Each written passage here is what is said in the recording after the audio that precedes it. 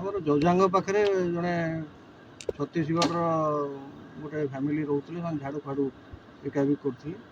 ତାଙ୍କର ଗୋଟେ ନାବାଳିକ ଝିଅକୁ ଗ୍ୟାଙ୍ଗ ରେପ୍ ହେଇଛି ବୋଲି ଏଫଆଇଆର୍ ଦେଇଥିଲେ। ତାପରେ ଏଫଆଇଆର୍ ପାଇଲା ପରେ ଆମର କେସ୍ ରେଜିଷ୍ଟ୍ରେସନ୍ ହେଇଛି ଏବଂ ତଦନ୍ତ ମଧ୍ୟରେ ଆମେ 2 ଜଣଙ୍କୁ ଅଟକ ରଖିଛୁ ଆଉ ତଦନ୍ତ ଚାଲିଛି।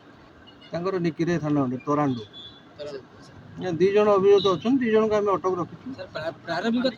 ନାଇଁ ସେମିତି ବର୍ତ୍ତମାନ କହିହେବନି, ତଦନ୍ତ ଚାଲିଛି ଆଉ ଉପଯୁକ୍ତ କାର୍ଯ୍ୟାନୁଷ୍ଠାନ ଗ୍ରହଣ କରାଯିବ। 2 ଜଣ ଆମର ଜଜାଙ୍ଗ ପାଖରେ ଜଣେ ଛତିଶଗଡ଼ର ଗୋଟେ ଫ୍ୟାମିଲି ରହୁଥିଲେ, ସେମାନେ ଝାଡ଼ୁ ଫାଡ଼ୁ ବିକାବିକି କରୁଥିଲେ।